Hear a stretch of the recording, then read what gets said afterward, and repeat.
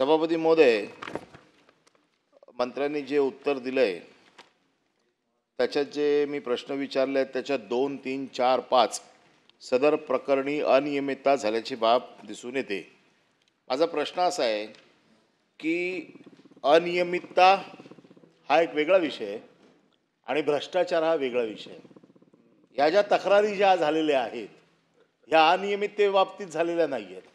या सगळ्या ज्या तक्रारी आपल्याकडे प्राप्त झाल्या आहेत ह्या भ्रष्टाचाराच्या संदर्भातल्या आहेत आणि भ्रष्टाचाराची चौकशी, त्या भ्रष्टाचाराच्या प्रकरणाची चौकशी आपण उत्तरात काय म्हटलंय की अनियमितता झाली आहे त्याच्या संदर्भातली चौकशी प्रस्तावित आहे। आमचा आरोपच नाही अनियमितता झाल्याचा, आमचा आरोप हा आहे की भ्रष्टाचार झालाय। भ्रष्टाचाराची प्रकरण आपल्याकडे वारंवार दिलेली आहे। आपल्याकडे विजिलन्स डिपार्टमेंट आहे, खाली आपण काय म्हटलंय लाचलुचपत खात्याला जे हवंय ती माहिती आम्ही दिलेली आहे। म्हणजे लाचलुचपत खातं त्याच्यात आलेलं आहे। लाचलुचपत खातं अनियमिततेची चौकशी नाही करत, लाचलुचपत खातं स्पेसिफिक लाचलुचपतचं प्रकरण असेल त्याचीच चौकशी करत आहेत। ही प्रकरणं आपल्याकडे वारंवार दिलेली आहे आणि आपण जे उत्तर देत आहे ते अनियमिततेकडे घेऊन चाललं आहे।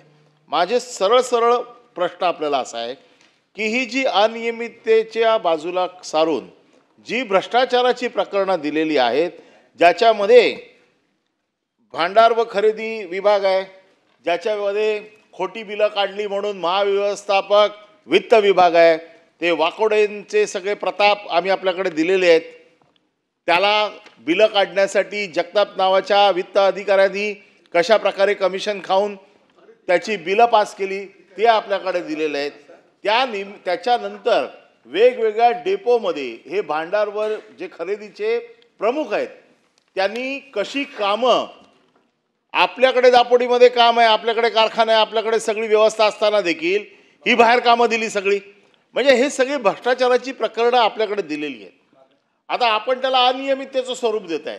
माझा स्पेसिफिक प्रश्न असा आहे की आम्ही आपल्याकडे जी प्रकरणं दिलेली आहेत किंवा आपल्या विभागात जी भ्रष्टाचाराच्या आरोपाची खाली आलेली प्रकरणं आहेत यांची चौकशी करून, कारण आपण याच्यामध्ये काय सांगते की चौकशी प्रस्तावित आहे, ती किती दिवस राहणार आहे मला माहीत नाही, पण ही अनियमितता नाही, भ्रष्टाचाराच्या प्रकरणाची जी काय प्रकरणं आपल्याकडे दिली आहेत त्याची चौकशी करून आपण त्याच्यावरती कारवाई काय करणार आणि किती दिवसात करणार।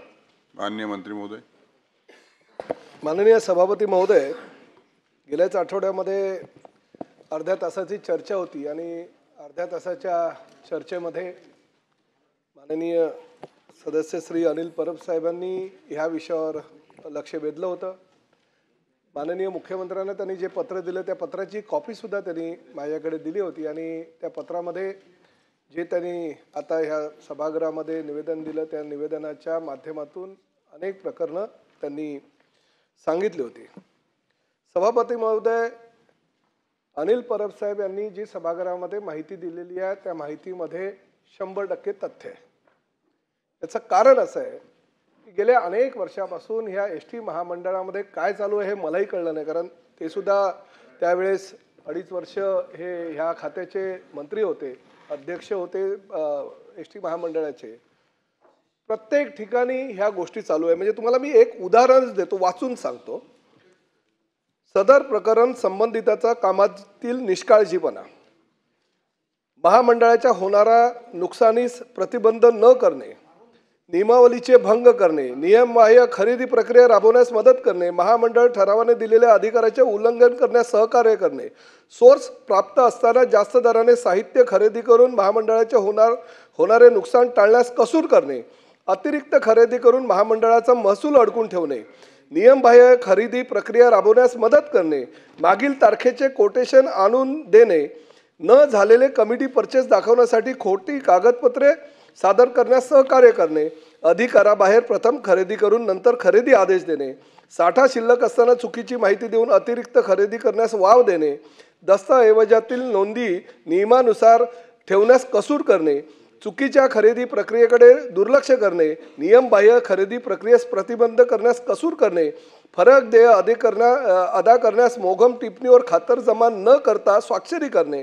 हाताखालील कर्मचाऱ्यांवर नियंत्रण ठेवण्यास कसूर करणे, अधिकाराचा गैरवापर करणे, न केलेल्या कमिटी पर्चेससाठी खोटी टिप्पणीवर कागदपत्र तयार करून नियमाधीन खरेदी झाल्याचे दर्शवणे, पुरेशी खातरजमा न करता चुकीची रक्कम अदा करून महामंडळाचे नुकसान करणे, महामंडळ ठरावाने प्राप्त नसलेल्या वरिष्ठ कार्यालयाच्या अधिकाऱ्याचा नियमबाह्य वापर करणे, वरिष्ठ लेखा अधिकारी यांच्याकडले दुर्लक्ष करून नियमबाह्य खरेदीस मंजुरी करणे. म्हणजे मला असं वाटतं हे सगळे प्रकरण झाल्यानंतर आमच्या अधिकाऱ्यांनी आतापर्यंत चौकशा केल्या आणि चौकशा केल्यानंतर सुद्धा हे अधिकारी मात्र ज्या ठिकाणी हे नियमबाह्य खरेदीने व्यवहार झाले त्याच ठिकाणी बसले. आणि चुकी एकदा होऊ शकते सभापती महोदय, चुकी दुसऱ्यांदा होऊ शकते. ऐका ना पुढचं जरा, मी त्या खात्याचा मंत्री म्हणून तुम्हाला ही सभागृहामध्ये वस्तुस्थिती सांगतोय. याचं कारण असं आहे की त्या खात्याचे आपणही मंत्री होतात अध्यक्ष महोदय, सभापती महोदय. अशा ह्या सगळ्या गोष्टी असताना उरलंच काय? अँटी करप्शनकडे जी चौकशी चालू होती वेगळी, ह्या आपल्या खात्याअंतर्गत चौकशीमध्ये एवढे निकष एखाद्या अधिकाऱ्याबद्दल प्राप्त झाले आणि तो अधिकारी त्याच खात्यामध्ये त्याच डिपार्टमेंटमध्ये अजूनही बसलेला आहे. म्हणून माझं असं म्हणणं होतं की चुकी एकदा होते, दोनदा होते, तिसऱ्यांदा होते, चौथ्यांदा होते. अध्यक्ष महोदय, 4 गुन्हे दाखल झाल्यानंतर तो अधिकारी त्या ठिकाणी बसलाय. सभापती महोदय, माननीय मुख्यमंत्री या सभागृहामध्ये उपस्थित आहेत. मी तर खरं विचारलं, निलंबित करून चालणार नाही, अशा अधिकाऱ्यांना बडतर्फ करायला सभापती महोदय.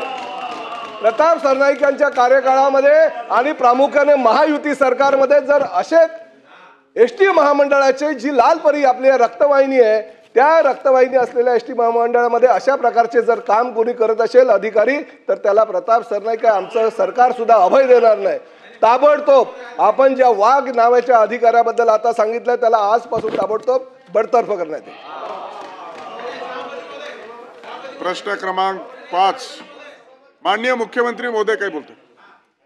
मंत्री महोदयांना विनंती आहे की अशा प्रकारचा बडतर्फीचा आदेश जर आपण काढणार असाल, चांगलंच आहे, अशा अधिकाऱ्यांना ठेवलंच नाही पाहिजे, पण अतिशय चांगली स्पीकिंग ऑर्डर त्याच्यावर लिहिली पाहिजे. कारण आपण त्या ठिकाणी जर योग्य पूर्ण म्हणजे त्यांना एक नोटीस देणे, नोटीस देऊन त्यांचं म्हणणं ऐकून घेणे आणि मग स्पीकिंग ऑर्डर करणे, हे जर आपण केलं तरच हे टिकेल. नाहीतर एवढे सगळे करून टेक्निकल ग्राउंडवर हे लोक परत येतात. माननीय मुख्यमंत्र्यांनी सुचवल्यानुसार आदेश काढण्यात येईल. परिवहन मंत्र्यांनी आमचा त्यांच्यावरती कधीच आम्ही पहिल्या दिवसापासून सांगतोय की मंत्री म्हणून आपल्यावरती बिलकुल आक्षेप नाही, परंतु जे खात्यामध्ये चाललंय गेलं वारंवार आम्ही आपल्याला सांगतोय. त्यांनी बरोबर आज निर्णय जो घेतलेला आहे, आमचं तेच म्हणणं आहे, पूर्ण due process of law follow करून, म्हणजे बडतर्फ जरी केलं तरी तो अधिकारी परत येणार नाही याची काळजी घेऊन आपण त्याच्यावरती कारवाई करावी आणि ती कराल अशी अपेक्षा आहे. ठीक आहे.